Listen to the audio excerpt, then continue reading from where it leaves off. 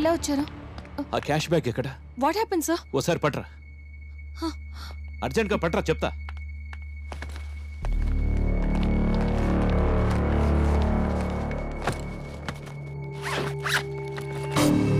అసలు ఏమైంది సార్?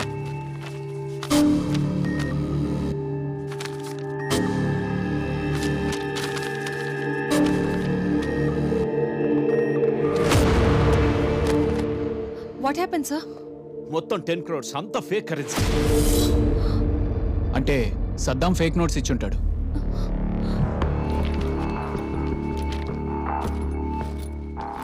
ఏమో, మేబీ.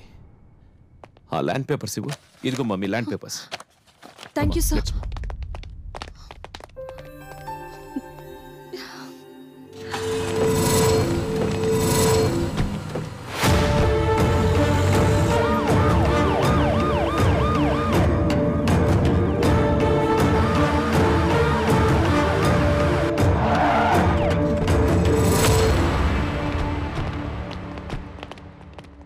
సెల్ ఓపెన్ చేయి.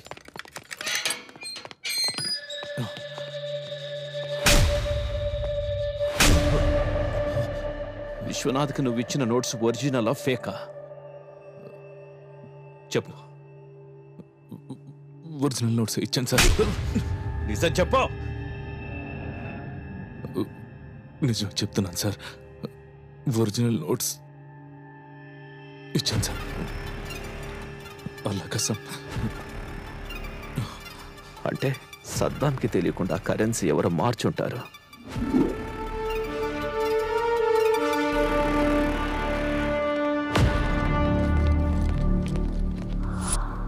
ఇంత తెలివిగా మేనేజ్ చేశాడంటే ఆ క్రిమినల్ది మామూలు బ్రెయిన్ కాదు.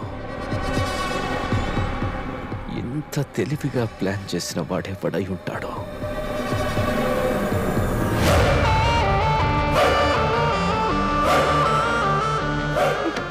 ఏమండి ఒక్క నిమిషం. మీరు అనుకున్నట్టు నేను మీ భర్తను కాదు. అరే చెప్పేది వినండి, నేను మీ భర్తను కాదంటున్నాను కదా.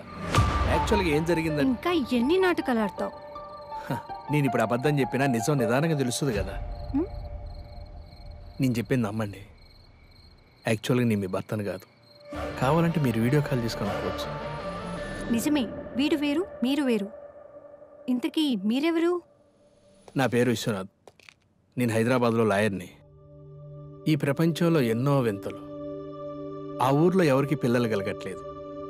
ఊర్లో ఉన్న వాళ్ళందరికీ మందులిచ్చి వాళ్ళకి పిల్లలు కలిగేలా చేసి ఊరందరికీ దేవుడయ్యాడు మా నాన్న.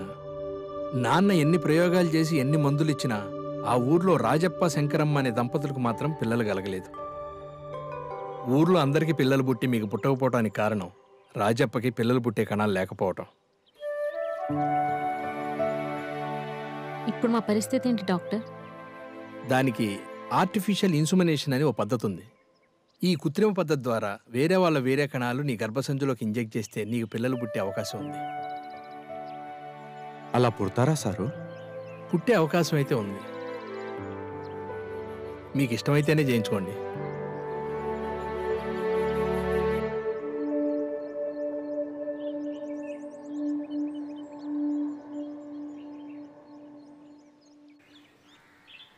తీసుకోండి.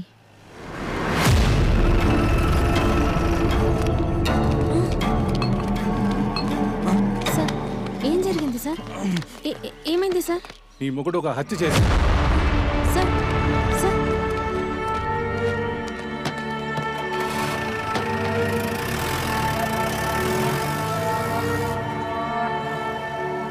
రాజప్ప జైలుకి వెళ్ళిన కొన్ని రోజులకి వాళ్ళ భార్య శంకరమ్మకి ఆర్టిఫిషియల్ ఇన్సుమినేషన్ సక్సెస్ అయ్యి గర్భవతి అయింది. Thank you doctor. మాకు పిల్లలు పుట్టే అవకాశం ఉన్నా మా ఆయన ప్రయోగం ద్వారానే నేను ఇప్పుడు గర్భవతిని అయ్యాను. ఇద్దరికి మగపిల్లలు పుట్టారు. నాన్నగారు వీర్య కణాలు ఇవ్వటం వల్ల ఇద్దరికి నాన్నగారి పోలికలే వచ్చాయి.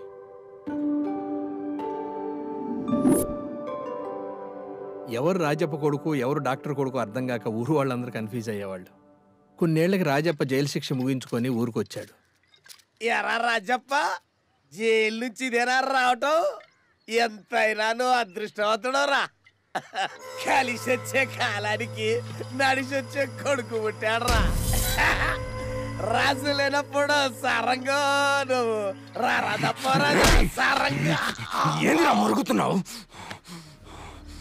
రేయ్ కొత్తగా నేను చెప్పేదేముందిరా, ఊరంతా అనుకుంటున్నారు ఆ డాక్టర్ కొడుకు నీ కొడుకు అచ్చ జిరాక్స్ కాపీలా ఉన్నారని. అయినా ఇంతకంటే సాక్ష్యం ఏం కావాలరా? నీ కొడుకు ఆ డాక్టర్కే పుట్టాడంటానికి ఓరా.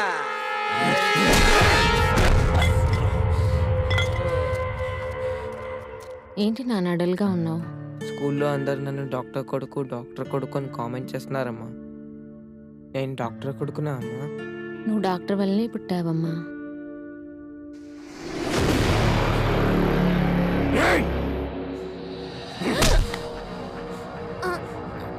ఆ రోజు ఆ డాక్టర్ గారు చెప్పింది కట్టు కథ అన్నమాట. నాన్న వద్దు నాన్న, ఊర్లో వాళ్ళంతా మాట్లాడుతుంది నిజమే అన్నమాట. వద్దు నాన్న, ప్లీజ్ నాన్న. నేను జైల్లో ఉన్నప్పుడు నువ్వు ఆ డాక్టర్ ఎవరా నీకు నాన్న? ఎంత బలి తెగించావే బద్మాస్తానా!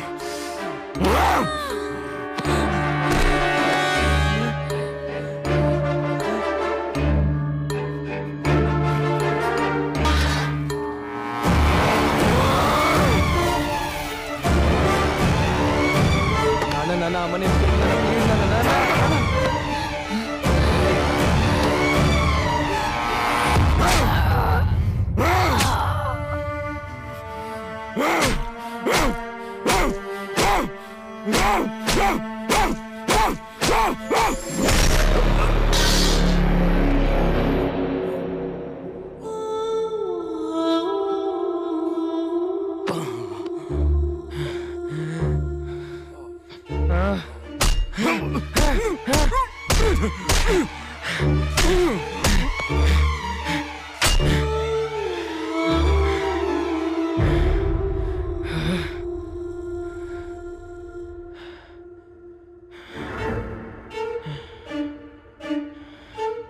ఆ రోజు ఆ డాక్టర్ గారు చెప్పింది కట్టు కథ అన్నమాట.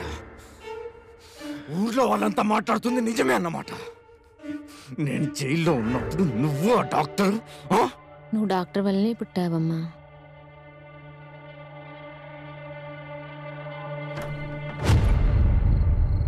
ఏంట్రా ఏంటది?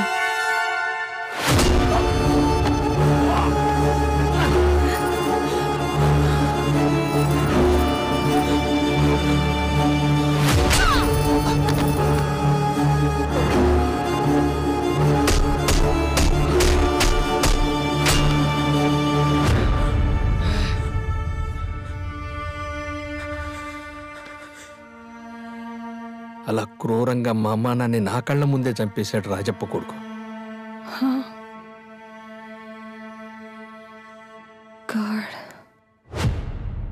వాడు చేసిన హత్యలన్నీ నేను చేసినట్టుగా చెప్పి నన్ను ఆ కేసులో ఇరికిచ్చి నేను జైలుకి వెళ్ళేలా చేశాడు ఆ మూర్ఖుడు. నేను జైలు నుంచి బయటకు వచ్చిన తర్వాత వాడి గురించి ఎంక్వైరీ చేస్తూనే ఉన్నాను. పెళ్ళైన కొన్ని రోజులకే వాడి నిజ స్వరూపం తెలిసింది. మీ గురించి నాకు అన్నీ తెలుసు. మీ మధ్య గొడవల గురించి తెలుసు. మీరు విడాకులు అయిపోతే చంపేస్తాడని తెలుసు. వాడికి భయపడి మీరు ఇక్కడికి వచ్చి దాక్కున్నారని తెలుసు. అందుకే మిమ్మల్ని ఎత్తుక్కుంటూ వచ్చాను. అలాంటి మూర్ఖుడికి ఈ భూమి మీద బతికే అర్హత లేదు. అలా జరగాలంటే దానికి మీ హెల్ప్ కావాలి. నేనేం చేయాలో చెప్పండి. Very simple.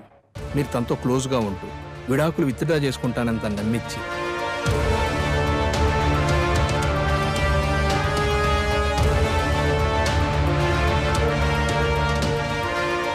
అలా నేను చెప్పిన టైంకి చెప్పిన ప్లేస్కి నేను పంపించిన డ్రెస్ తను వేసుకొని వచ్చేలా మీరు ప్లాన్ చేయండి. ఓకే. Hello,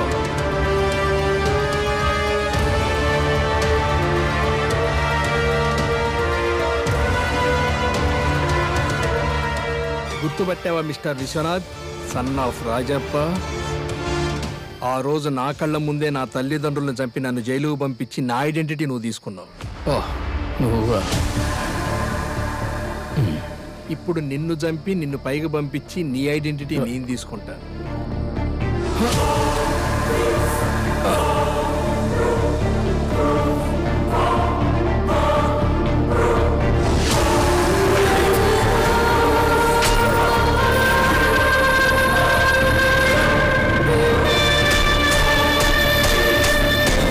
journey.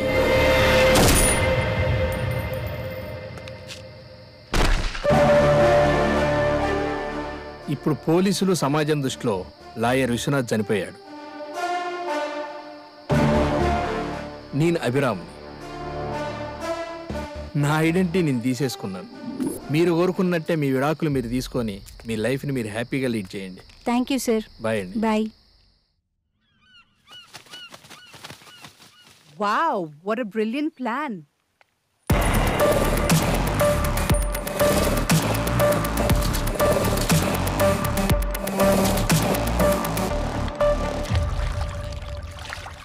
ఇది మన ఇద్దరి ప్లాన్ అని తెలియకుండా నా చేత సద్దాంకు చెప్పించి రాజేంద్ర ల్యాండ్ కబ్జా చేయించావు.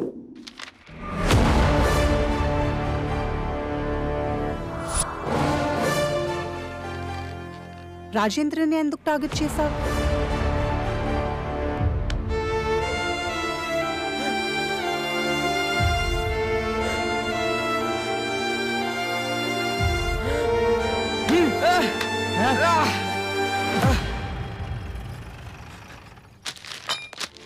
నాన్న నాన్న నాన్న ఏ నాన్న అమ్మా అన్న సార్ సార్ సార్ ఆ రాజప్ప కొడుకు మా అమ్మ నాన్న చంపేసి నా తల పగలు కొట్టాడు సార్. వాడు పారిపోతున్నాడు సార్. అక్కడిద్దరిని చంపాడు, ఇక్కడిద్దరిని చంపాడు అంటే మనకు వచ్చిన ఇన్ఫర్మేషన్ కరెక్ట్ అన్నమాట. Come on move.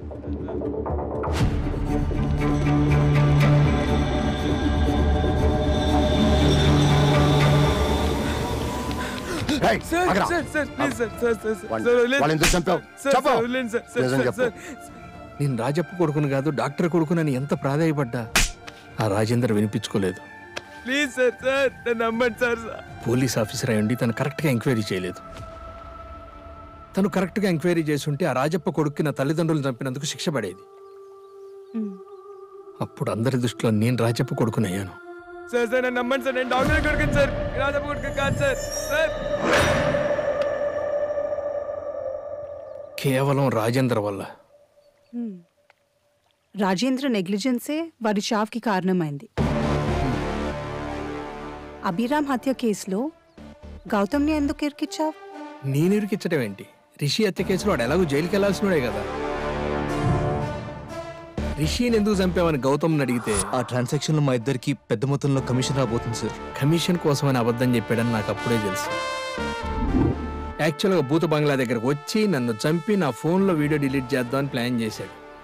అందుకే నేను మా భార్య ఫోన్ తీసుకుని వెళ్ళా. నా ఫోన్ ఛార్జింగ్ అయిపోతే మా ఆవిడ ఫోన్ తీసుకొచ్చా. అదే టైంకి భూత బంగ్లా దగ్గరికి విశ్వనాథన్ రప్పించి టాయిలెట్కి వెళ్ళి వస్తానని గౌతమ్కి చెప్పి వెళ్ళి విశ్వనాథన్ చంపేశాను. చనిపోయింది నేనే అనుకొని ఈ కేసులో మావిడిని ఇరికిద్దామని ప్లాన్ చేసి మావిడి ఫోన్ నుంచి ఫోటోలు తీసి మా నాన్నకు పంపించాడు ఈ గౌతమ్ గారు. వాడి షర్ట్ జేబులో మావిడి ఫోను, ఇంటి తాళాలతో పాటు నా ఐడి ప్రూఫ్స్ పెట్టి వాడి ఐడి ప్రూఫ్ నేను తీసేసుకున్నాను. వాడి ఫింగర్ కోసం షూట్ చేస్తున్నప్పుడు ఫోటోలు తీసి పోలీసులకు నేను పంపించానన్న విషయం గౌతమ్కి తెలియదు.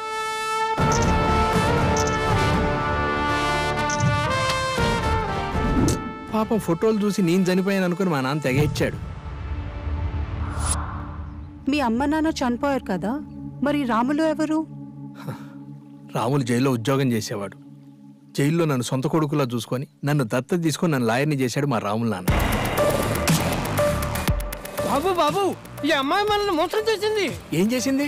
మనం కొట్టేసిన 10 కోట్ల 10 ఏళ్ళు నొక్కేసింది. ఏంటి ఇప్పుడు ఆ 10 కోట్లు లెక్క పెట్టావా?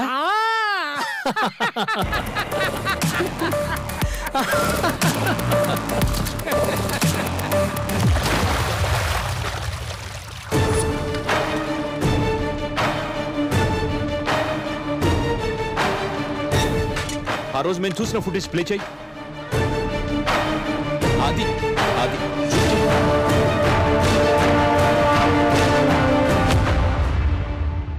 ఇద్దరు వ్యక్తులు ఒకే ప్లాన్ ఒకే సమయంలో వేశారు. అదే ప్లాన్ బి. గౌతమ్ ట్రైన్లో రాజమండ్రికి వెళ్ళి హైదరాబాద్కి ఫ్లైట్లో వచ్చి విశ్వనాథ్ని చంపి తన ప్రియురాల్ని పెళ్లి చేసుకుని కొట్టేసిన 10 కోట్లతో హ్యాపీగా బతికేద్దాం అనుకున్నాడు. అవి ఫేక్ నోట్స్ అని తెలియక విశ్వనాథ్ బాంబేకి ఫ్లైట్లో వెళ్ళి తిరిగి అదే రోజు సాయంత్రం బస్సులో హైదరాబాద్ వచ్చాడంటే ఖచ్చితంగా దీని వెనకాల ఏదో చాలా పెద్ద ప్లానే ఉండుంటుంది. ఆ ప్లాన్ గురించి వెంటనే ఎంక్వైరీ చేయండి. సార్. రైట్. అసలు ఆ ప్లాన్ ఏమై ఉంటుంది?